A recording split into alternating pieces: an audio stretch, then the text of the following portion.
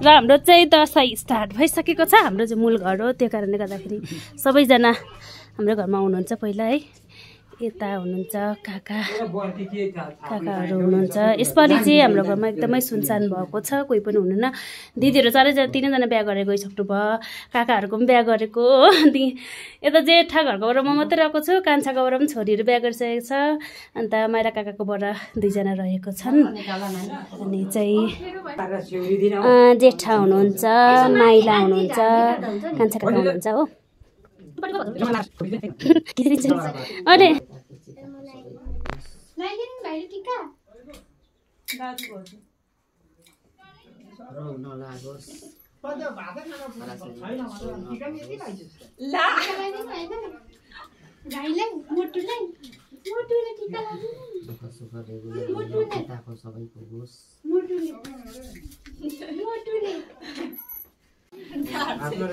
झन्डै नबिना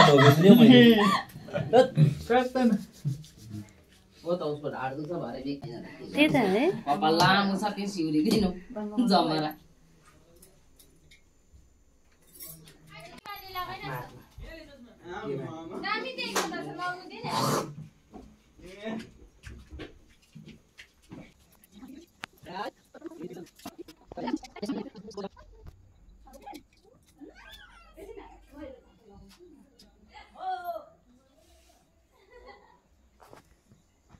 पवित्रको जे पानी मान्छेमा खाना पाइयोस्, राम्रो जय होस्।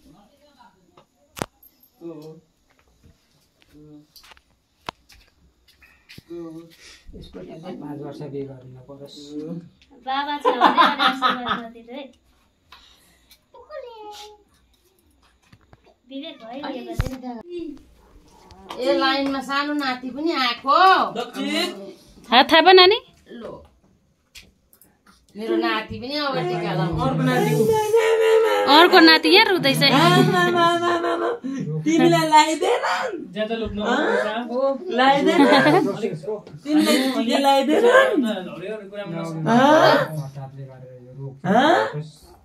सबैलाई टिका लगाइदिए रोगले तिमीलाई चाहिँ लाइदेन।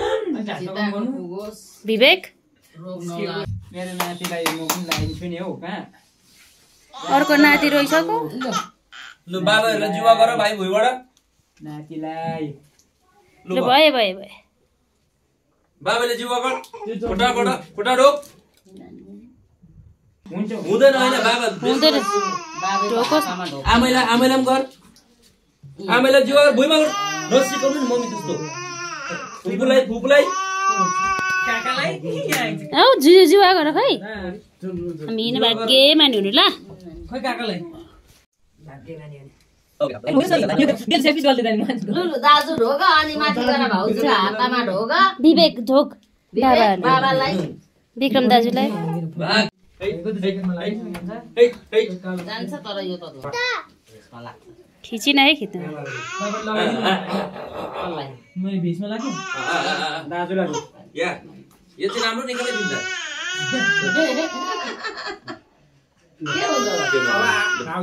खेतीमा काकाहरूलाई झुक्नु छ बुढामा। र यसै गरेर आजको हाम्रो दसैँ सकेको छ है। टिका भनौँ न, दसैँ होइन टिका। हजुर सबैजनालाई विजयादशमीको हार्दिक मङ्गलमय शुभकामना फेरि पनि है व्यक्त गर्दै आजको यो भ्लगलाई यहीँ राख्न चाहन्छु। By by.